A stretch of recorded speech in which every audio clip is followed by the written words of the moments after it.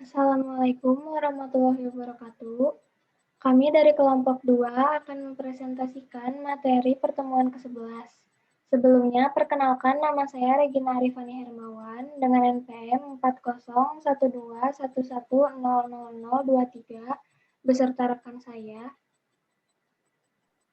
Sebelumnya, perkenalkan nama saya Muhammad Jidan Adrian Sayuti dengan NPM 401211000093.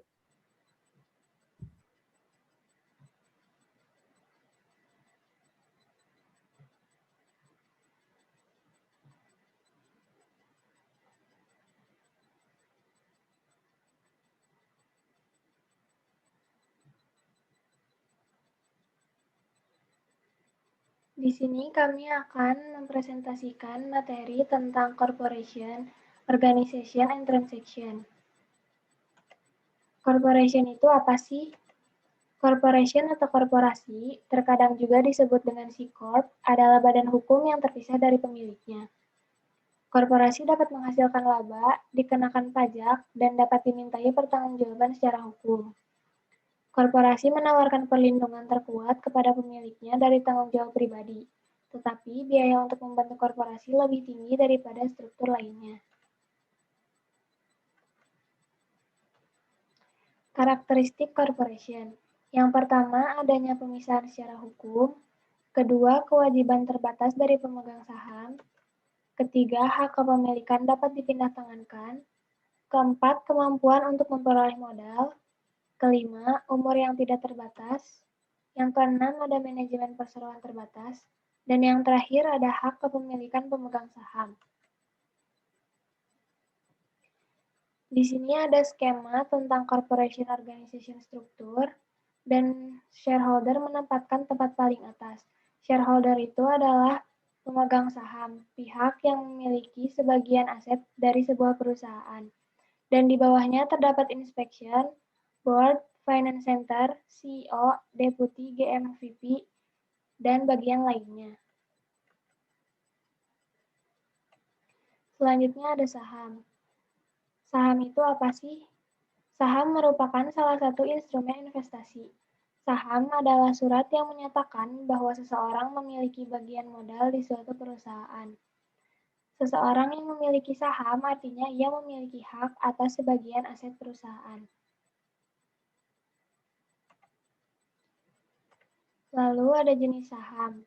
Yang pertama ada saham biasa atau common stock, merupakan saham yang menempatkan pemiliknya di paling akhir dalam pembagian dividen dan hak atas kekayaan perusahaan.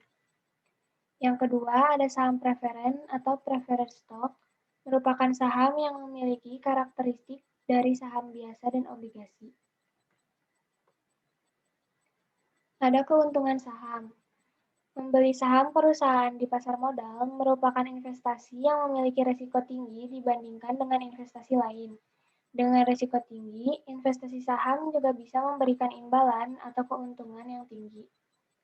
Risiko kerugian yang paling lazim dalam investasi saham adalah harga saham yang lebih rendah dibandingkan dengan saat pembelian. Naik turunnya harga saham dipengaruhi banyak faktor, tidak bergantung pada kinerja perusahaan, melainkan dipengaruhi psikologi pasar.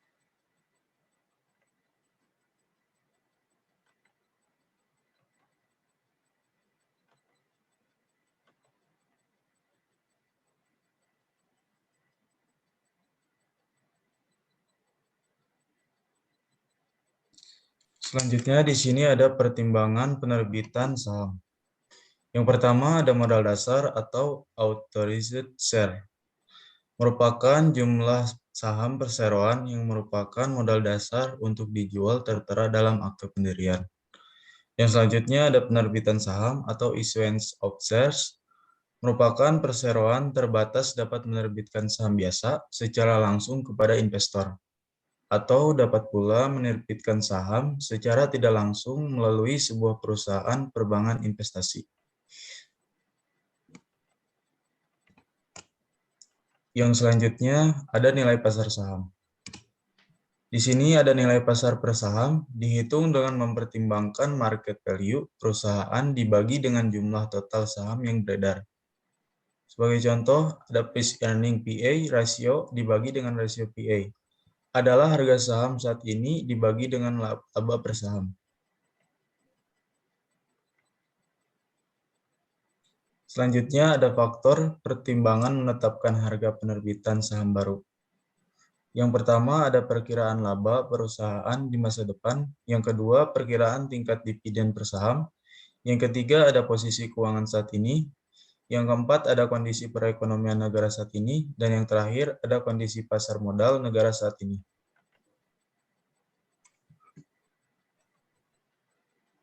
Apa sih treasury share itu? Di sini ada 3 materi. Yang pertama ada definition, yang kedua ada transaction, dan yang terakhir ada prepared. Yang pertama dari treasury share, yaitu accounting for treasury share. Treasury share adalah saham milik perusahaan yang telah diterbitkan, dibayar lunas, kemudian diperoleh kembali oleh perusahaan, tetapi dimaksudkan untuk ditebus. Hal ini tidak memiliki hak dividen ataupun hak suara.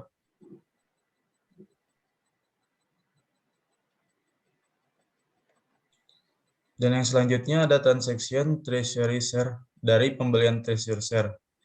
Biasanya dicatat dengan menggunakan cost metode. Sebagai contoh, di sini ada tanggal 1 Januari 2020, bagian ekuitas pemegang saham dari Mid-Ins memiliki saham yang beredar dengan harga $50 dan retained earning-nya sebesar $2 juta.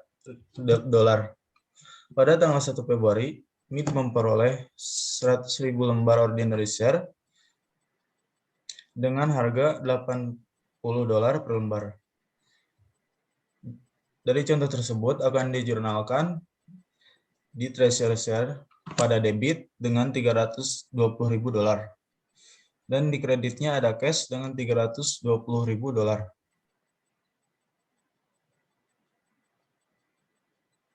Dalam penjualan treasury share, sebagai contohnya ada treasury share Mid-Ins yang sebelumnya diperoleh dengan harga $80 per lembar, dijual seharga $100 per lembar pada tanggal 1 Juli. Akan dijurnalkan di debitnya ada cash dengan $100.000 dan kreditnya ada treasury share $80.000 dan di kreditnya lagi ada premium share treasury dengan $20.000.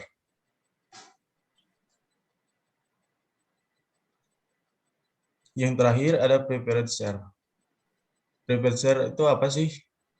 Merupakan adalah pinjaman yang memberikan keutamaan atau kelebihan bagi pemiliknya dibandingkan pemegang saham biasa untuk hal-hal tertentu. Pemegang preferred share memiliki prioritas dalam hal yang pertama ada pembagian laba atau dividen, yang terakhir ada aset jika terjadi likuiditas. Tetapi biasanya preferred share tidak memiliki hak suara. Sekian dari presentasi dari kami. Mohon maaf bila ada kesalahan ataupun kekurangan.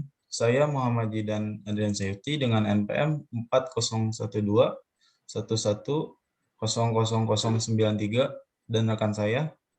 Saya Regina Arifani Hermawan dengan NPM 401211000023. Pamit undur diri dari presentasi kami.